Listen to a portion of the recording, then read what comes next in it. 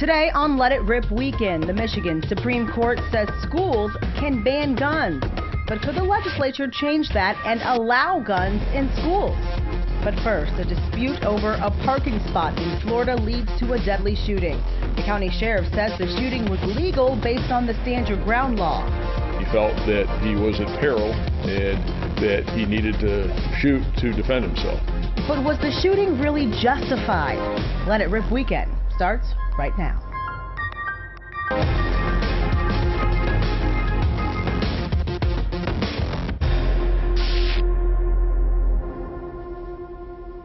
It's time to Let It Rip. I'm Marielle Liu. And I'm Charlie Langton. All right, joining us today, he's got a passion for the Second Amendment. I'm talking about a lawyer, attorney Jim Makowski is here. He was also the person that argued the case in the Supreme Court. He wanted to bring guns to schools. He didn't win that argument. We'll talk about that coming up. Next to him, Representative Sherry Gay-Dagnogo. She says the shooting in Florida not justified. And then we've got safety instructor, a frequent guest on this program, Rick Ector. He said the shooter was right to defend himself. And last but certainly not least, Lemar Lemons. He is with the Detroit Public School Community District, a school board member. He says we've got to take a look at this law. All right, guns today.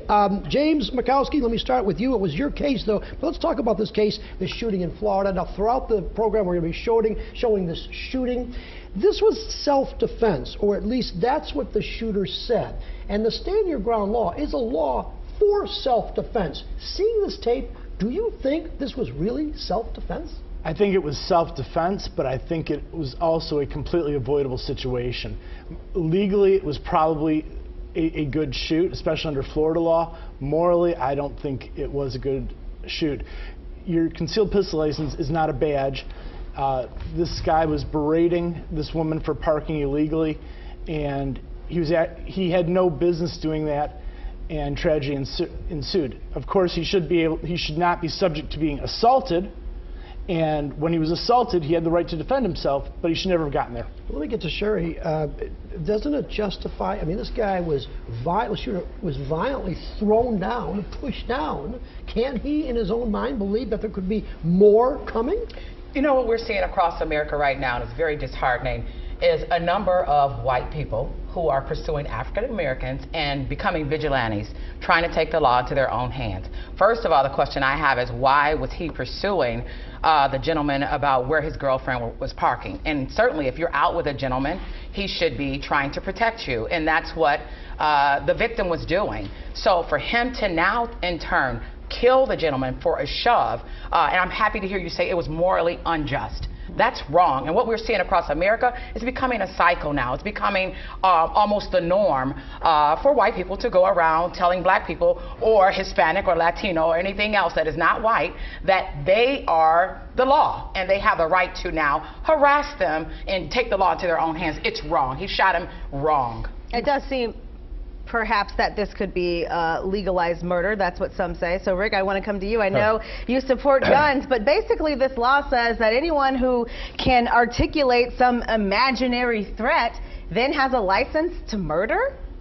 No, absolutely not. First and foremost, I'd like to echo one bit of Sherry and, of course, Jim's commentary earlier. With respect to using a gun as a tool of last resort, I am not a proponent of people being busybodies, interjecting themselves into things that are going on. Yeah. However, you know what? I can't condone someone volunteering information about how they should behave, but you know what? He did not in any way put that woman's life in jeopardy. Her boyfriend was completely wrong in attacking him and immediately shoving him to the ground. He had no idea who this man was that was violently attacking him. Neither did the victim. He lawfully carried his firearm, and you know what? He was completely justified in defending himself. Let me just ask you this, because by all accounts, up until the moment that shot was fired, the shooter was the aggressor the entire time. He seemed to instigate this. Well, there was no instigation. No, the thing is, I was screaming at a woman and her children. That does not rise to using lethal force. Exactly. You know what? Here's the thing.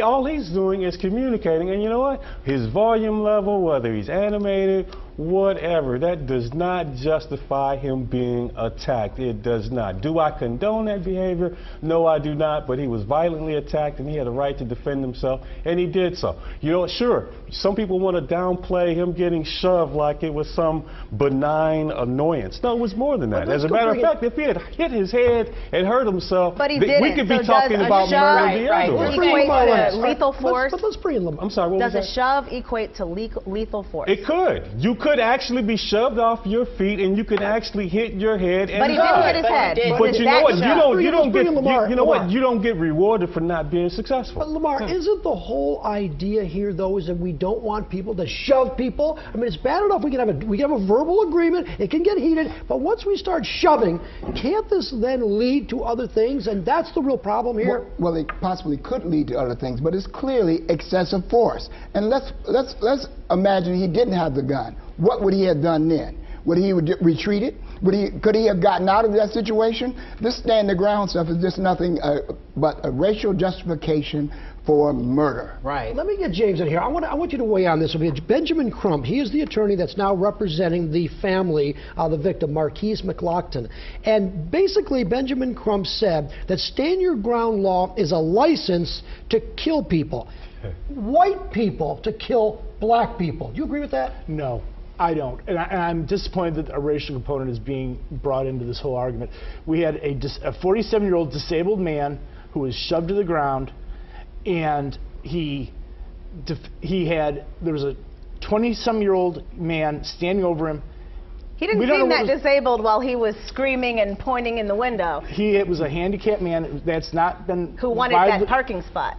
Well, he was entitled to that parking spot. That's the thing. Entitlement. Entitlement. That's what we're dealing with here. Did she have a handicap? So tell me why black people go around shooting white folks saying it's stand your ground. Let's be honest here. Now, it's one thing to be a proponent and supporter of using guns, but now violent force, taking out the lives of African Americans at the hands of vigilantes, that's wrong, it's unjust, and you can't make it right. So we'll stop it right there and listen to Attorney Ben Crump in his own words.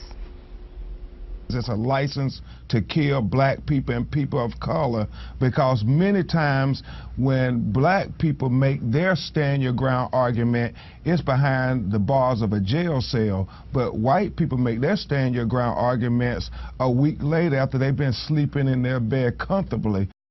Is there a racial component to this shooting? I mean, the shooter? I mean, the shooter was white and the person that got shot was black. In terms of anything being racial, I haven't seen anything that would suggest that it was a racial incident. We had an older gentleman, for whatever reason, I call him a busybody.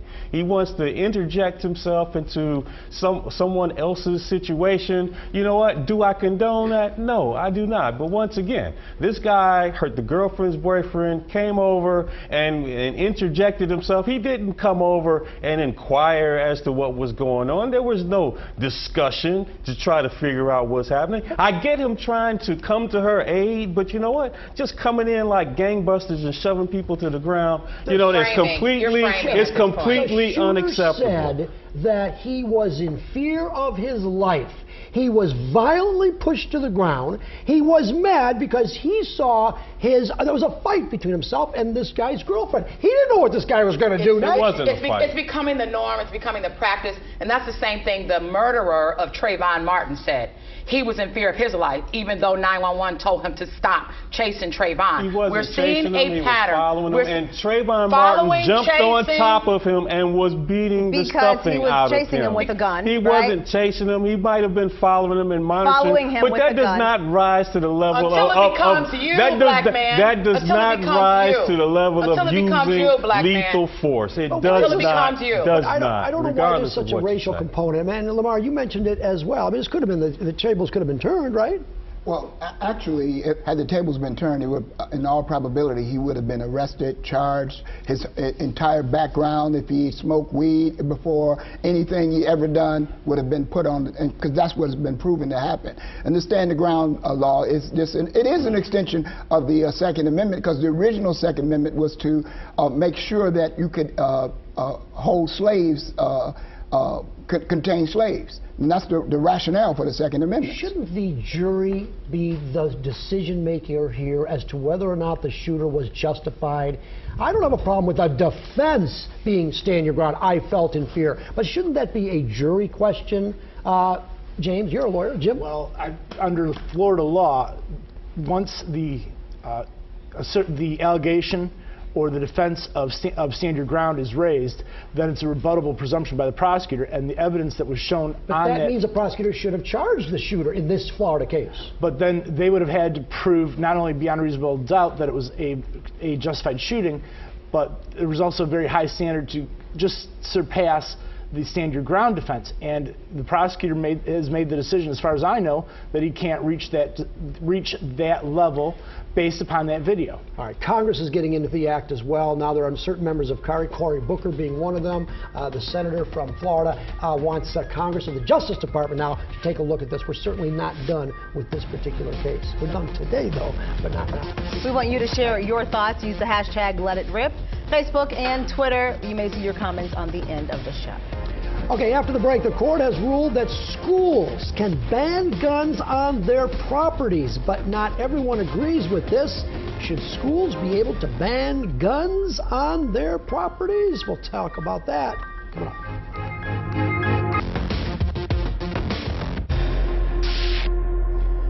Welcome back to Let It Rip Weekend. In a decision by the Michigan Supreme Court, it ruled that schools can ban guns on their property. Not everyone agrees with that decision.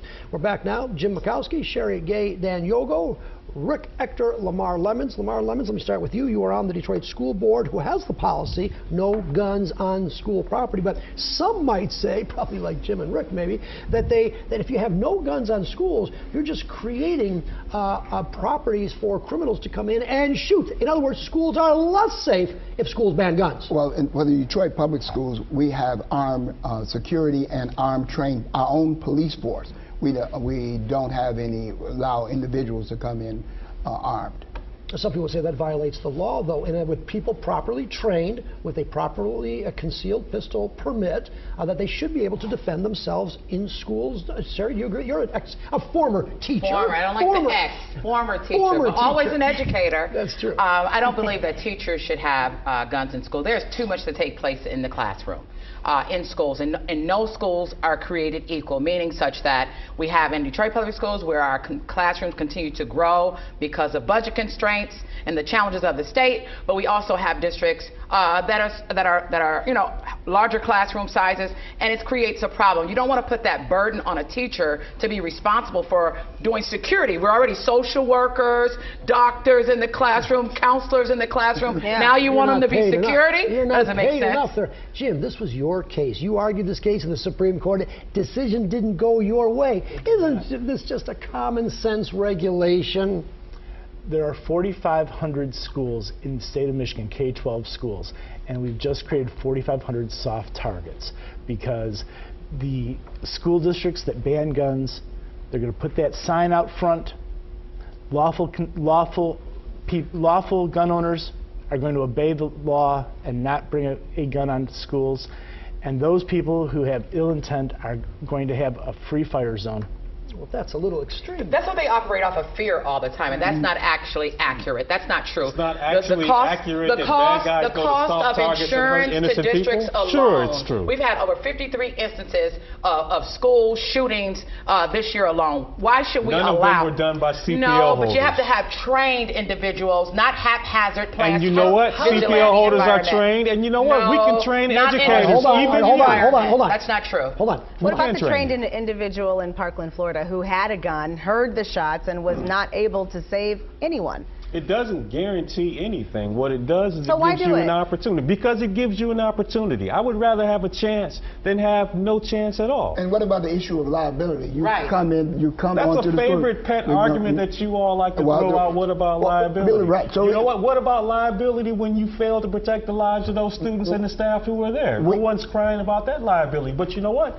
Step up to the table and let's do the right thing. Let's provide a protective environment for everyone there, and we will figure out this liability. And we do that without. You wanted to jump in on the officer who I sure did. not. Detroit Public Schools has armed security. That's great. Marjorie Stoneman Douglas School had armed security. He had a police officer. There was a police officer there. The problem was he was not in the school, or he was not in a different area of the school where the shooter was.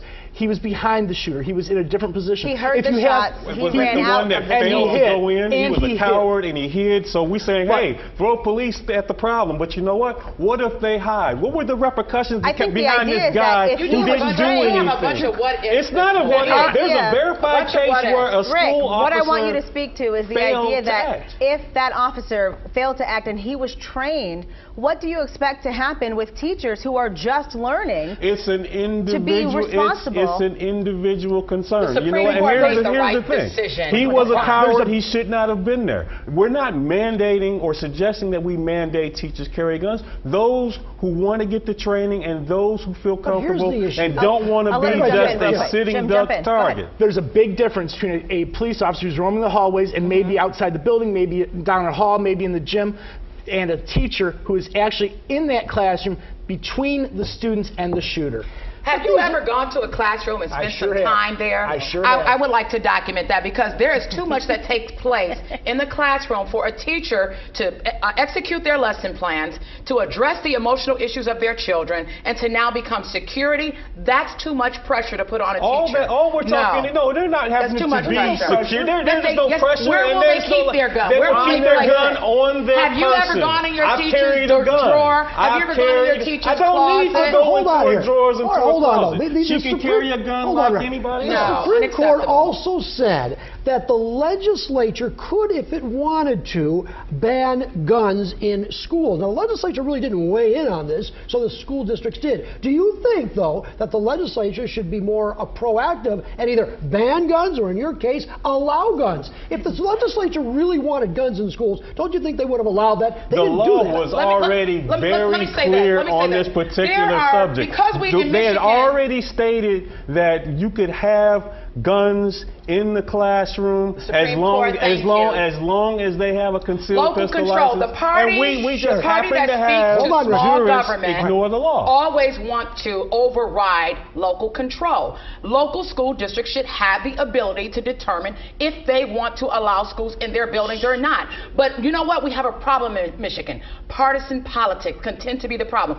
I've talked to members on the other side, don't look at the law and just overrule the law and exact personal feelings instead of the law. Hold on. Go ahead, Chair. Too much problems with the party that wants to push partisan politics and not the safety of our children. I will say, however, I have communicated with Republicans who will remain nameless right now, who want to push forward legislation that would address ensuring we have trained officers, certified trained officers in all of our school districts. Let me ask you, Lemar, do you think it would be okay? Was that a legitimate government expense? Would the school district actually put more officers with guns in the schools? If the legislature should appropriate the money, absolutely. Absolutely. Let me ask this. What about the fact that it is, for the most part, students in the suburbs who are committing these crimes, mass shootings? Is there a concern, perhaps, that you're bringing the guns to the kids? I'm sorry, I'm not really fully understanding what you mean. How not? Making the guns more available to students who are the ones committing these crimes in the first students place. in the classroom, that has absolutely nothing to do with the gun. Those are the people who are shooting from inside the classroom, the kids. Well, the kids, they obviously have a problem, and you know what? There's a lot of failures there. Excuse me, I'll let you talk repeatedly today. Why don't we do that? Here's the thing.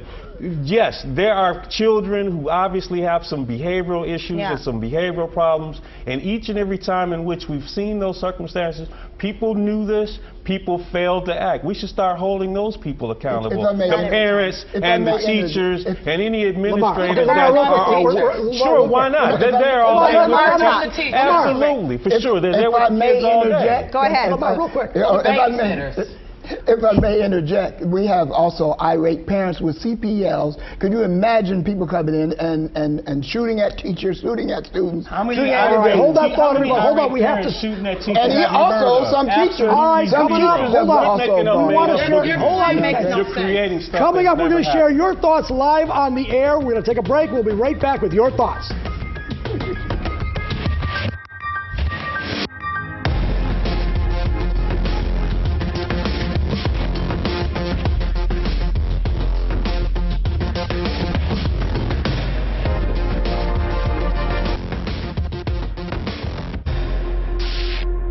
right, now it's time for you to be a part of the discussion. Kativa James writes, based on the information, if the mother had a CCW, could she have shot and killed the disabled man because she felt threatened? Would that have been stand your ground, Jim? No. The problem with that is there was no physical assault. Words do not equal threat. All right, this next one coming from Solo Jojo. He said, charge this guy. He's a cold-blooded murderer. He instigated the situation knowing that he had a gun. Sherry. I agree. This is murder, and we're seeing this as a culture, becoming a culture across America. We must stop it now. Charge him with murder. Very quickly, Rick. No? Same question? Absolutely not. No. Sherry's wrong. Okay. All right. Stego, all right. Violence is running rampant everywhere, and stand your ground is the only way to protect yourself. Lemar? And no. Why not? Because you have an obligation to retreat, and that's what the law was prior to this stand your ground nonsense. Okay, what about this one? Why is it always a racist thing? The guy was wrong for pulling a gun, but everyone is so quick to judge and turn it around to be about race. Sherry, is that true? We're seeing an epidemic across the country with these vigilante people who are continuing to go after minorities. We have to call a thing exactly what it is. Let's deal with race in America. Last question here. Kyle writes, speed limits are posted, but not many drivers follow them. Do you think that a sign saying ban guns is going to stop all the crazy people out there from bringing a gun to those places? Sherry? How about that, huh? I don't think so. Sherry knows that. I don't know that. Sherry knows that laws We do have not security prevent at our bad schools. people and We crazy do people have from security. committing We have to make crimes. sure all schools have security. She knows that. Trained, certified security. Okay, I have a feeling this debate's going to go on for a long time. We're not going to solve it right now. All right, thanks so much for joining us. This is it for this edition of Let It Rip Weekend. Don't forget, head over to fox2detroit.com for all your news of the day. Happy Sunday, everybody. Bye-bye.